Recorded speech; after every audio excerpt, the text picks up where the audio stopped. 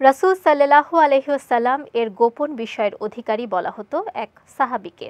নবীজি যখন নিজের ঘরে অবস্থান করতেন সেখানেও প্রবেশের অনুমতি ছিল সেই সাহাবীর। এছাড়া তিনি সর্বপ্রথম কুরাইশ নেতাদের সামনে প্রকাশ্যে কুরআন তেলাওয়াত করেন। কে সেই সাহাবী? বিস্তারিত থাকছে ডেস্ক রিপোর্টে। খুব অল্প বয়সে ইসলাম গ্রহণের সৌভাগ্য অর্জন করেন আব্দুল্লাহ ইবনে মাসউদ রাদিয়াল্লাহু তাআলা আনহু। তিনি ইসলাম গ্রহণের পর নিজেকে রাসূলুল্লাহর একজন খাদেম হিসেবে উৎসর্গ করেন। রাসূল সাল্লাল্লাহু আলাইহি ওয়াসাল্লামকে ছায়ার মতো অনুসরণ করতেন।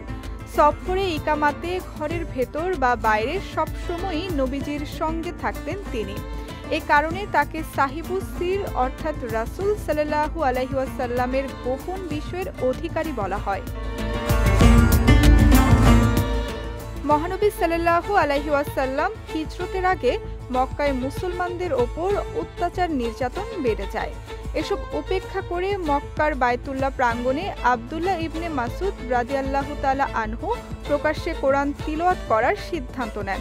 তিনি কাবা শরীফে মাকামে ইব্রাহিমের কাছে দাঁড়িয়ে উচ্চস্বরে সূরা আর রহমানের কিছু অংশ তিলাওয়াত করেন।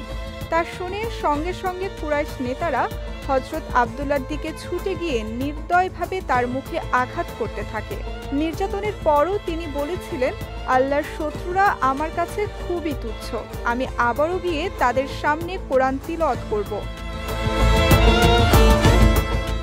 হযরত আব্দুল্লাহ ইবনে মাসউদই প্রথম মুসলমান যিনি প্রকাশ্যে কোরআন তিলাওয়াত করেছিলেন।